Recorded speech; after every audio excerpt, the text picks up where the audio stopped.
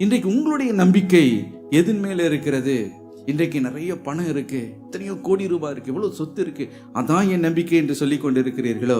ஒரு உங்களுடைய தன்னம்பிக்கை மேல உங்களுக்கு ஒரு பெரிய ஒரு நம்பிக்கை இருக்கலாம். என்னால என்ன பிரச்சனை வந்தாலும் எனக்கு நிறைய டேலண்ட் இருக்கு, நிறைய ஸ்கில் இருக்கு, அதை நான் எப்படியாவது சமாளித்து விடுவேன் என்ற உங்கள் மேலேயே உங்களுக்கு நம்பிக்கை இருக்கிறதோ? அல்லது உங்களுடைய படிப்புல இருக்கலாம், அல்லது உங்களுடைய குடும்ப பின்னணியில உங்களுடைய நம்பிக்கையை நீங்கள் வைத்திருக்கலாம், அல்லது பெரிய செல்வாக்கில் உயர்ந்த நிலையில் இருக்கிறவர்கள் மீது இன்றைக்கு உங்களுடைய நம்பிக்கையை நீங்கள் வைத்திருக்கலாம். ஆனால் நான் ஒரு காரியத்தை சொல்லட்டும், இவருக்கு மேல நீங்க நம்பிக்கை வைத்திருக்கிறீர்கள், உங்க மேல நம்பிக்கை இதெல்லாம் ஒருவேளை வழி விலகி போகலாம்.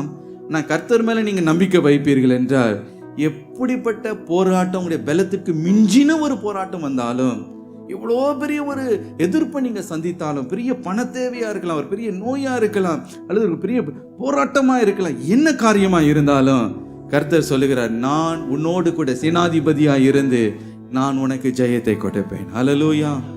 ஒரு நம்பிக்கை உங்களுக்குள்ள வரும், கர்த்தர் என்னோடு கூட இருக்கிறார், நான் அசைக்கப்பட போவதில்லை.